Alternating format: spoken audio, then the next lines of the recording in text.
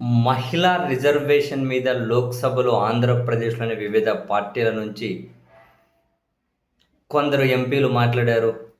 So, ఏ party తరపున ఎంపీలు మాట్లాడితే, వాళ్ళు మహిళల కోసం చేస్తున్నటువంటి అద్భుతాల గురించి లోక్సభలో ఏకరువు పెట్టారు.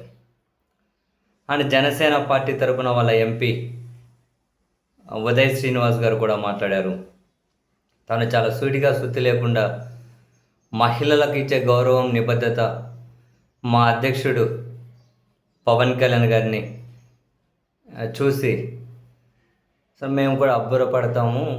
తనకు మహిళల మీద చాలా గౌరవం, మహిళా సాధికారత కోసం చాలా ప్రయత్నాలు చేస్తున్నారు. 2019 మా మేనిఫెస్టో అంతా కూడా మహిళల కోసమే తిరిగింది. ఇప్పుడు మహిళలకు ఇస్తున్న రిజర్వేషన్ కూడా వారసత్వంగా కొన్ని కుటుంబాలకే దక్కకుండా సమాజంలోని వివిధ వర్గాలకు చెందిన సాధారణ మహిళలకు కూడా ఈ రిజర్వేషన్ వచ్చే విధంగా కేంద్రం కృషి చేయాలి. వాళ్ళకు ఆర్థికంగా ఆదుకోవాలి. వాళ్ళు పోటీ చేయడానికి డబ్బులు కూడా కేంద్రమే ఇవ్వాలి అని బ్రహ్మాండంగా మాట్లాడారు. ఈ ఎంపీ గారు మాట్లాడిన మాటలు చూడగానే టక్కన మనకు అనిపించేది చాలా నిబద్ధత కలిగిన ఎంపీ. కారణం వాళ్ళ అధ్యక్షుడి అంటే సిగ్నేచర్ స్టైల్ ఆఫ్ పాలిటిక్స్ ఏదైతే ఉందో, ఆ పార్టీ ఎంపీగా తాను కూడా అదే సిగ్నేచర్ స్టైల్ ఆఫ్ పాలిటిక్స్ని లోక్సభలో చూపించారు. వాళ్ళ అధ్యక్షుడి సిగ్నేచర్ స్టైల్ ఆఫ్ పాలిటిక్స్ ఏంటి? మాటలకు చేతలకు ఏమాత్రం సంబంధం లేకుండా చూసుకోడు. బహుశా అది ఆయన రాజకీయ విధానం కావచ్చు, ఆయన నమ్ముకొని ఏదైతే మనము ఏమంటారు స్ట్రాంగ్ ఐడియాలజీ ఉండాలి, బలమైన సిద్ధాంతాలు ఉండాలంటారు కదా. బహుశా మాటలకు చేతలకు సంబంధం లేకుండా రాజకీయం చేయడం కూడా వాళ్ళ సిద్ధాంతం కావచ్చు. దానికి ఎవరిని తప్పులు పట్టక్కర్లేదు. సో ఆ రకమైన మైండ్ సెట్ ఉన్న వాళ్ళే ఆయన కూడా మద్దతు ఇస్తూ రావచ్చు. ఇప్పుడు వీళ్ళ ఎంపీ కూడా మాట్లాడిన మాటలు చూడండి.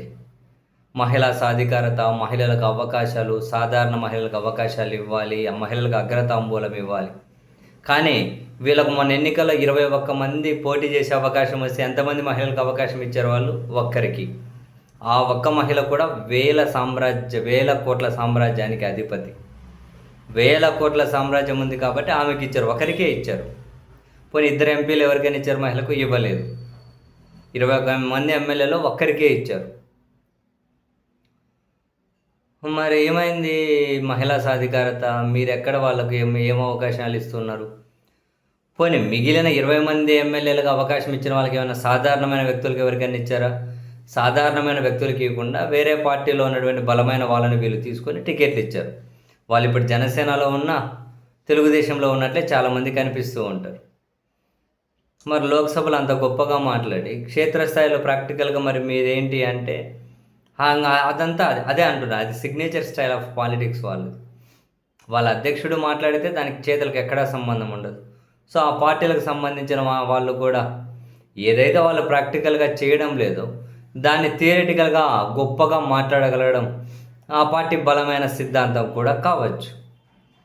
నిజంగానే లోక్సభలో ఆ పార్టీ ఎంపీ వాళ్ళ అధ్యక్షుడి సిగ్నేచర్ స్టైల్ను చూపించడం కూడా మామూలు విషయం ఏమీ కాదు. అంత మహిళల మీద ప్రేమ, సాధికారతో అంత గౌరవము ఉంటే మహిళలకు 18 ఏళ్ళు నిండిన ప్రతి మహిళకు నెలకు 1500 ఇస్తాము అని చెప్పి ఘనంగా సూపర్ 6లో ప్రకటించారు. పోనీ అదేమైనా అమలు చేశారా? మహిళల కేంద్రంగా మీరు ఏం అమలు చేశారు? వాళ్ళ గౌరవం కోసం మీరేం పాటుపడుతూ ఉన్నారు? వాళ్ళ రక్షణ కోసం మీరు తీసుకున్న చర్యలేంటి? ఇటువంటివి ఏవీ ఉండవు. మాట్లాడే మాటలకు చేతలకు సంబంధం లేకుండా చూసుకోవడమే బహుశా వాళ్ళ మెయిన్ పొలిటికల్ ఐడియాలజీ. సో దాన్ని అధ్యక్షుడు, వాళ్ళ ఎంపీలు, ఎమ్మెల్యేలు అందరూ దీన్ని తూచా తప్పకుండా పాటిస్తూ ఉన్నారు.